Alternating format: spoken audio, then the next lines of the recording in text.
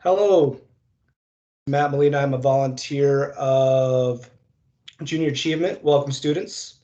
I have a great guest I'm going to be interviewing today who's a leader at Employers Insurance Company. I'll let him introduce himself. Hi, my name is Jeff Shaw. I'm the Chief Information Officer and Executive Vice President at Employers Insurance. Awesome. So tell the students what does that mean? What does Chief Information Officer mean? Yeah, basically what I do is technology. I run the technology for the company, computers. We all use computers, cell phones. We're in charge of the cell phones. We do all of the technology for the company, websites, all the way down to, it could just be making a person's mobile phone work. So, all right. But you have it all, right? Databases, infrastructure, everything, not just you're not just tech support. I do. We do. Yeah, we do pretty much in the world today. Basically, technology runs most of what companies do, because if you think about the way people interact anymore, it's through mobile, it's through the computer, and all of that is technology. So my team writes all of the websites and all of the information that's brought in. We take care of and make decisions on what insurance we would like to write. Awesome. So what does your typical day-to-day look like? What's a day in the life? Yeah, so a lot of it is strategy and vision. So meaning like trying to figure out how you're going to create more revenue for the company, or how you're going to remove risk for the company. And so lots of meetings to discuss like vision and strategy and where you really want to push, to beat your competitors and write more insurance and take it away from them. And so that's where I spend a lot of my time is on vision, trying to figure out where do we go next, and then making sure my team has everything they need. I do a lot with the team to make sure that I remove obstacles and so they can execute for the business. And what kind of folks do you have on your team? Do you have a diverse group? Are they spread out? What does that look like? Yeah, we have a lot in Reno. And then we have some in Vegas, and then we have remote everywhere. The great part of technology is, if you want to get into technology, I would tell you, is that you can do it from anywhere. So I have people in Kansas City. I have people in Texas. I have a person who lives on a farm up in Montana.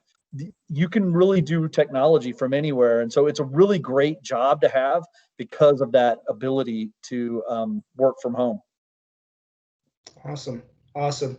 So tell me about what do you love the most about your job? What's your favorite part of each day? I like interacting with people, and I like working through, but I really like to see people succeed. So I love giving a vision or a strategy to my team, and then I love to watch them as they take that and make it even better than I come up with an idea, and then they always make it even better than my idea was. And they execute these wonderful things that help the company grow. And I just get a lot of satisfaction out of that, of watching other people succeed and helping other people succeed. So that's really where I get the most out of my job. Great. So tell me about yourself in middle school or high school.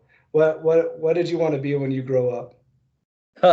So I got my grandfather was a farmer. So I grew up working my grandpa's farm. We did not live on the farm. And so it was pounded into my head from the very beginning that the two ways to be successful were doctor. And so I wanted to be a lawyer because I felt that was my way to be successful. And so I went to law school. And I wanted to be a lawyer in middle school. I wanted to be a lawyer in high school. I did debate. I did all of those things to go. And I did end up going to law school, but then found out very quickly in law school that I did not enjoy law school. And I got my law degree, but I also got my master's of business MBA, my Master of Business Administration, at the same time. And so it didn't force me to be a lawyer, but that was from the time I was in middle school on, I wanted to be a lawyer. Does that journey tie in at all to what you do today, or that vision of yourself being a lawyer? Yeah, so I use, there's some things in law school that you learn that are invaluable. Like if you think about like how you think, and the law is not black and white. So it teaches you that there is sometimes not a perfectly right answer. And so that's something that I learned in law school that I still use. I look through contracts because contracts are all about the law, and I can do that. So I do use some of it. I would not say I use a vast majority of it. All right. How many different types of jobs do you think you've had? So lots. I came from middle class backgrounds. My parents and we worked a lot growing up. So my first job was my least favorite job was doing hay, where you basically pick up hay bales and throw them on a truck, and then you put them in a barn and for the cattle to eat later in the winter. So I came from the Midwest, and in the Midwest, winters can be pretty harsh. But I've done that. I was a stocker in a grocery store. I worked at Applebee's as a cook. I've worked pretty much everything. I've been a server. I worked pretty much probably 10 different types of jobs. I've been all over the place. So how do those relate to what you do today? A lot of them teach. So like, I'll go back to the farming one. It teaches work ethic. When I interview people and I find someone who grew up on the farm, I know immediately that person's work ethic is good, because they and I would say for the most part, but I'd say they, my grandpa would get up at 5 a.m. He'd be out working. He'd come in for lunch. He'd take a nap at lunchtime, and then he'd be out until sunset. And it's a hard life, but it's a rewarding life. And so I when I look and think about, I learned a ton from that. I learned I did not want to be a farmer because how hard of work it is. But B, I learned that I could, that hard work gets you a long ways in the world. And a lot of my success has been because of that I learned when I was young. So do you think any other qualities of a blue collar background translate into what you do now in a white collar world? Yeah. I think one of the things is dealing with people is paramount. Communication is so important. My father, he climbed poles for the electric company for a number of years, but my dad could interact with anyone. And I think that if you come from that background, it really does, and in IT, which is what I'm in, information technology, in IT, you really have to be able to talk to people and interact with people. And that really does play into that for sure. And so what I'm hearing is IT technology isn't just about technology. That's right. Yeah. So it's basically a lot of times what my team does is a business person will come and say, man, if I had a website where somebody could get on there and buy our insurance, that would be great, but I don't know how to make that.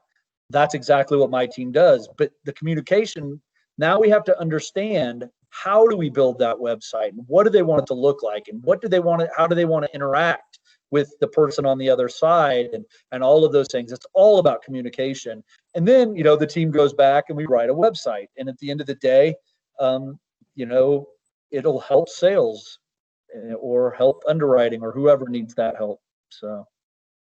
Awesome. So you touched a little bit on the first job you had. I think it was, what was it? Doing hay. And how did you get that job? That was my father and grandfather. That it was not an option. I was 12 years old and they needed free help. as any of those I'm talking to today that have worked a farm know, kids are free labor. So I got to go, and I actually got paid. I think I got paid like 10 cents a bale. But when you're 12 years old and you're throwing 40-pound bales of hay up on a thing, I can tell you right now it wasn't worth it. But it was a great. Taught me so much. But yeah, it was one of those kind of deals where you're going to help the family business. So tell me something. Can you tell the students something interesting uh, or quirky about any roles that you've had in the past? What is something very interesting? It doesn't have to be in IT, but just a role you had in as you were coming through your career. Yeah, I would say, you know, there's a lot of interesting things and I'm going to stay with IT since that's what most of my career has been in. But you know, some of the interesting things I've done. I used to work at Sprint, and all of us have cell phones. I had a team of 60 people in IT, and we ran the whole Sprint PCS network. And it was an interesting job because things that none of us think about when we open up when we bring up our cell phone, we just expect it to work. But like the way that cell technology worked was the most interesting thing ever. Like we had to figure out how do we make sure that we optimize the network so that you can always make that phone call, and how do we handle a phone call when it comes in, and how do we get 911 to a person who's out in the middle of nowhere. These are things no one thinks about. And it was a very interesting job to me because you had to understand telecommunications and how all of that worked. You had to understand IT and how all of that worked. But then you had to understand life and how, because the cell phone is such an integral part of our life and how we do things. And I was on the team that first did text messaging at Sprint. And think about that for the kids who that's all we do is text message now. I was on the team that built text messaging for that company to roll out, and we were one of the first to roll out text messaging. I remember thinking of it at the time, going, "Why would anyone want text messaging? I'll just call you on the phone." And man, I could not have been more wrong. So yeah, now I text all the time. I'm sure just like everyone watching this. And now you can tell us all how old you are. No, I'm just kidding. Don't tell us. Yes. Don't tell us. Oh, all right. Yeah. Thank you for sharing that. Thank you for sharing that. I did not know that. Yeah. So, can you talk a little bit more about your education path and any continual learning that you go through on a day-to-day basis? Yeah, I like I said before, I went to undergraduate school, and then I went to law school and got my Master of Business Administration. So I went the education path. And I'll tell anyone out there from a middle class family or lower income family, do not let anyone tell you that you cannot do that. I came from very middle class, and I worked through college, I worked through law school, I worked through my MBA, and to make it happen. And you can do the same thing. And so don't let them, don't let people. I had so many people try to kill my dreams. I had an English teacher once tell my mom he should not go to college. He's not ready for college. And don't let people ever do that to you because that really, a, it's not theirs to say, and B, how wrong could he be? So yeah, I don't know if that was the question, but that's what I answered. No, that sounds good. So, what about continual learning as you've Yeah, progressed throughout your career? Any certifications, or is it more on the job? How do you approach this learning and staying up to date in IT? yeah. So IT, you have to stay up because, as you know, technology moves super fast. There's a lot of technology areas, if you're interested in it, that you can get into, that really teach you what's up, what's next, where's the next technology going. We do, in IT, you do a lot of conferences and you do a lot of that where you meet and do that, where we all get together and kind of talk about where's the future of technology going. So those are different ways. I also read, books. You can get a lot out of a book, a leadership book, or a book about technology. Those are really, you always have to be learning. And if you're not, then you're going to fall behind, and you don't want to fall behind. And no matter what job you choose to be, I would say that always be learning more about that job, because things change every day. That's the only constant in the world, is change. And so there's kids that could watch this that are in elementary, middle, and high school. From a technology standpoint, where do you think they should spend their energies as they're coming up and maybe interested in pursuing a career in technology? Yeah, I mean, there's a lot of websites out there that can teach people to code or start to teach them how to do technology. I would say those are a good place to start. We need more women in technology, frankly, and so through the Girl Scouts, and I know through Microsoft does DigiGirls, and we do that with them, and I would definitely tell girls, check out DigiGirls, and it is an opportunity to really learn if this is the thing for you. And IT is not for everyone. It's very it's a discipline that you have to be. You have to be dedicated to working in computers and cell phones and things like that. And it's a very rewarding career. So I would say the way to start: go out to the internet, created by IT. Look at things like DigiGirls, all IT. All of this is IT. I always joke around with people, is the future is IT. Everybody's going to be coding. I told my kids when they were young, I said, you're going to have two choices. You can code the robots, or you can fix the robots. Which do you want to do?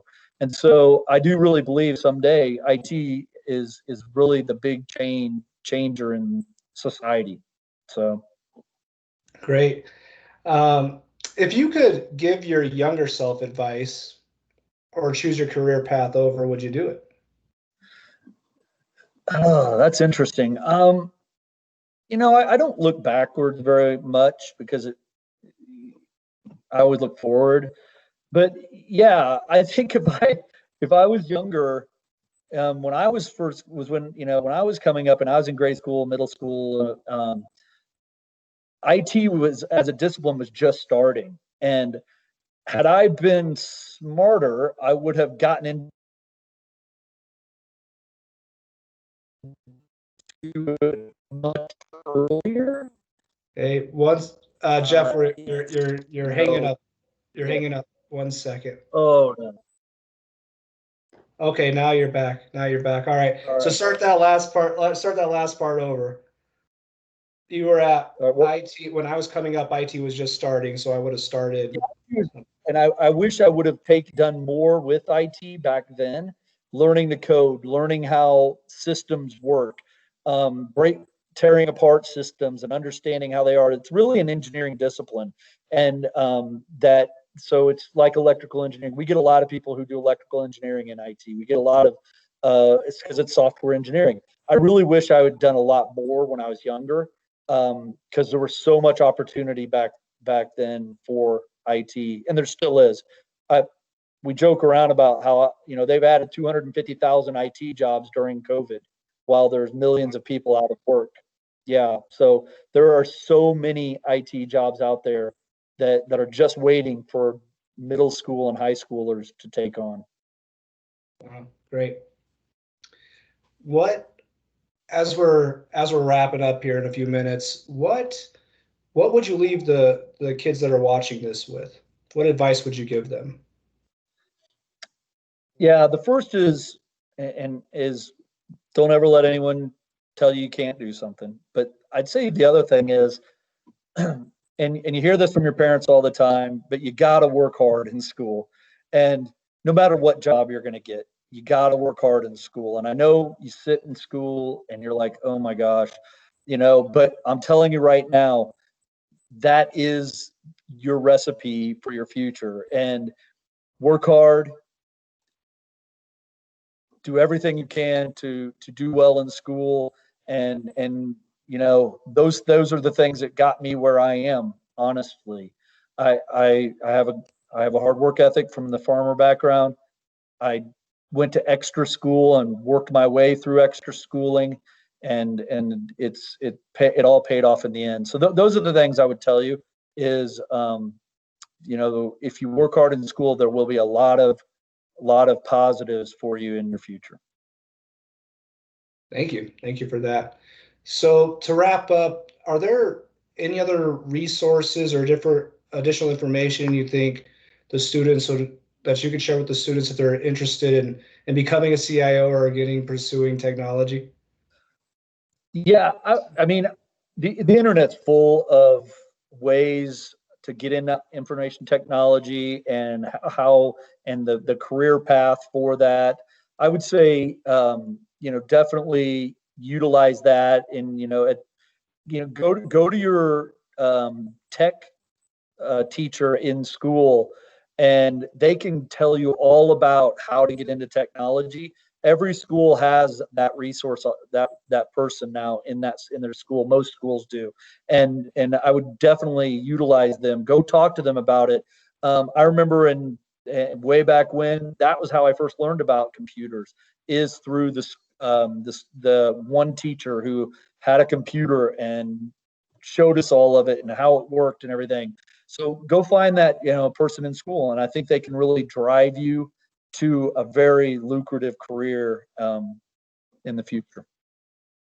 So I'm hearing keep on learning and reach out to the resources that have the knowledge. Build those relationships and those partnerships. You got it. Yep. Awesome. Well, Jeff, I really want to thank you for the time this afternoon. And I know you're a really, really busy guy. Been in meetings all day, so appreciate the 20 minutes or so here. And to the students, we appreciate the time as well. Yeah, thanks. Thanks, and good luck in your futures. Thanks, Jeff. Bye, everyone.